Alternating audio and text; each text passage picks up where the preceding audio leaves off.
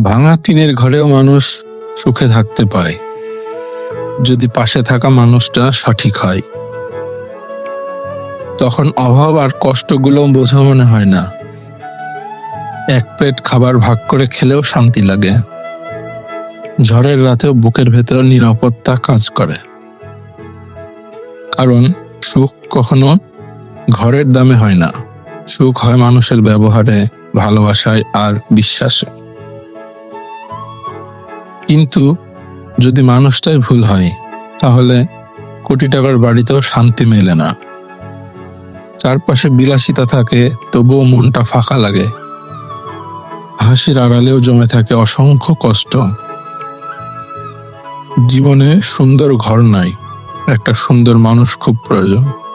কারণ দিন শেষে মানুষ ইট পাথরের মাঝে নয়, ভালোবাসার মাঝেই শান্তি খুঁজে পায়।